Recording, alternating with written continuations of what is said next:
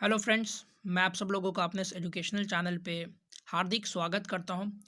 Friends, आज के इस वीडियो में हम लोग बात करने वाले हैं बिहार सरकारी स्कूल में जो होने वाले हैं 7वीं की परीक्षा, उसके विज्ञान के जो प्रश्न पत्र है उसके बारे में।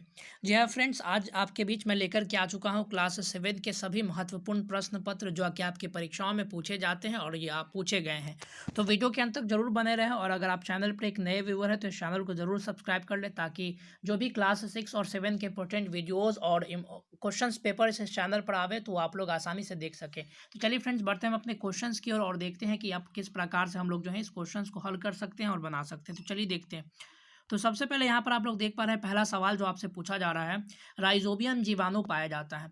तो फ्रेंड्स, राइजोबियम जीवाणु के विषय में आप एक अच्छे तरीके से जानकारी ले लें कि राइजोबियम नाम का जो जीवाणु होता है, ये जितने भी दलहन पौधे होते हैं यानी जितने भी दाल वाले पौधे होते हैं, उनके जड़ में आप देखिएगा तो उनके जड़ में एक गांठ, इस तरीके का गांठ बना होता है। तो उनके जड़ की गांठ में जो है ये राइजोबियम नाम का जीवाणु पाया जाता है। तो यहाँ पर आप देख सकते हैं, इसका आपका राइट आंसर हो जाएगा ऑप्शन नंबर है, दाल वाले जितने भी पौधे होते हैं या दलहन पौधे। उसके बाद है वैसे जंतु जिसके शरीर पर फर की दो मोटी परतें होती हैं पाए जाते हैं। तो वो मुख्य रूप से पाए जाते हैं ध्रुवीय क्षेत्र में, जिसको पोलर रीजन्स भी कहा जाता है। कारण ये होता है कि ध्रुवीय क्षेत्र में जो है मुख्य रूप से बहुत अधिक सर्दी पड़ती है और अगर इनके शरीर के ऊपर दो मोटी फर अगर नहीं पाई जाएगी तो वह सर्दी से बहुत ज़्यादा व्याकुल हो जाएंगे और उनकी मृत्यु भी हो सकती है। तो तापमान को नियंत्रित करने के लिए जो है सो ध्रुवीय क्षेत्र में जो है इनके शरीर के ऊपर फर पाया जाता है। चलिए बढ़ते हैं अपने अगले क्वेश्चन की ओर और उसको समझने का प्रयास करते हैं।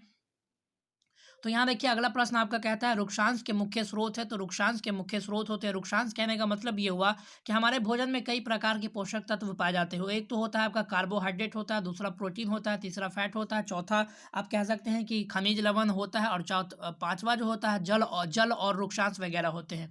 तो ये रुक्षांश क्या होता है कि ये मुख्य रूप से क्या करता है कि ये पचने का काम नहीं करता है बस, लेकिन ये भोजन को क्या करता है, भोजन को शरीर से निकालने में बहुत ही ज़्यादा सहायता करता है। तो यहाँ पर रुक्षांश की अगर बात कर ले तो यहाँ पर रुक्षांश का आपका राइट आंसर हो जाएगा आपका यहाँ पर जल और जितने भी प्रकार के आपके जो जल और जितने भी प्रकार के जो ऐसे पदार्थ होते हैं जो हमारे शरीर में नहीं पचते हैं, तो वो आप कह सकते हैं रेशे वाले चीज़। तो आपका यहाँ पर आपका राइट जो है जल हो जाएगा।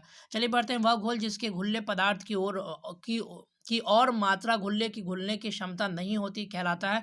यानी ऐसे सभी जो घोल जिसमें और भी अन्य पदार्थ नहीं घोले जा सकते हैं तो उसको हम लोग जो है असंतृप्त घोल यानी अनसेचुरेटेड जो है आप कह सकते हैं कि घुल कह सकते हैं। यानी जिसमें और भी मात्रा में कुछ नहीं घुल सकता है तो उसको हम लोग अनसेचुरेटेड आप कह सकते हैं, सॉल्यूशन कह सकते हैं। उसके बाद रिक्त स्थानों की पूर्ति करना है। अस्थियों एवं उपास्थियां संयुक्त रूप से शरीर के अस्थि पंजर का निर्माण करती है। यहाँ पर आप लोग इसमें अस्थि पंजर भर लीजिएगा, अस्थि पंजर।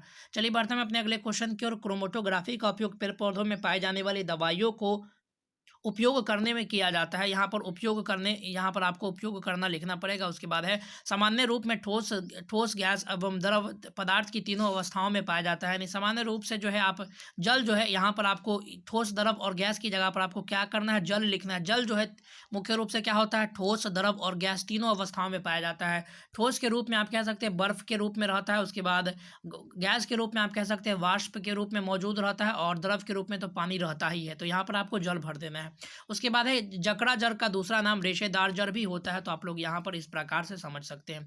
उसके बाद यहाँ पर आपको कॉलम मैच करना था। तो कॉलम में आपको मैच करना है कि कौन से जो है जानवर से आपको किस प्रकार से यहाँ पर कॉलम बी में इसका क्या रिलेशन है। तो तोता क्या है, आप कह सकते हैं कि तोता जो है आपका एक प्रकार का शाकाहारी जीव है, यानी एक का चार आपका हो गया। शहद जो है मधुमक्खी के छत्ते से प्राप्त किया जाता है। विषैले एवं दूषित पदार्थों का निष्कासन जो है आप कह सकते हैं हमारे शरीर से विषैले और दूषित पदार्थों का निष्कासन उत्सर्जन कहलाता है। और अपने समान जीव जंतु को उत्पन्न करने की प्रक्रिया है क्या कहलाती है, प्रजनन कहलाती है। तो चलिए बढ़ते हैं अपने अगले क्वेश्चंस की और इसको समझने का प्रयास करते हैं। तो अगला प्रश्न आपका कहता है निम्न कथन में से सही और गलत के सामने सही के सामने सही तथा गलत के सामने गलत का निशान लगाए। देखिए, गेहूं के दानों को भूसियों से अलग करने की विधि ओसाई कहलाती है। अपने गांव देहात में बहुत ही ज़्यादा प्रचलित है। जब हवा चलता हुआ रहता है तो हम लोग जो है धान और गेहूं को उड़ाते हैं तो उसमें जो हल्के पदार्थ होते हैं वो हवा के दबाव से अलग हो जाते हैं। तो इसी प्रक्रिया को हम लोग ओसाई के नाम से जानते हैं। उसके बाद फिल्टर पेपर एक ऐसा कागज है जिसमें अत्यंत छोटे छिद्र होते हैं। बिल्कुल सही बात है। फिल्टर पेपर में जो है एक आप कह सकते हैं कि फिल्टर पेपर एक कागज होता है। फिल्टर पेपर एक कागज़ होता है जिसमें छिद्र पाए जाते हैं। उसके बाद जो है जल में चीनी जो है आप देखिए यहाँ पर अगला क्वेश्चन क्या आता है, जल में चीनी जो है आप कह सकते हैं कि जल में चीनी अविलय होता है, तो ऐसा कोई बात नहीं, जल में चीनी जो है सो विलय होता है। तो यहाँ पर देखिए ये गलत कथन है, तो गलत जो है यहाँ पर टिक मार दिया गया है। उसके बाद चलिए फ्रेंड्स हम अपने इसके सेक्शन 2 वाले वीडियोस में आपके जो भी और जो इंपॉर्टेंट क्वेश्चंस बच गए हैं उसको लेकर के आ जाएंगे, तो चैनल से जुड़े रहिए। अन्य सभी विषयों के क्वेश्चंस भी जल्द ही चैनल पर रेगुलर बेसिस पर अपलोड करवाए जाएंगे, और एग्जाम जैसे ही करीब आएगा तो आप लोगों के बीच वे सारे प्रश्न लेकर के आ जाएंगे जो आपकी परीक्षाओं में पूछे गए हैं। तो फ्रेंड्स मिलते हैं अगले वीडियोज़ में, तब तक के लिए धन्यवाद। God bless you all.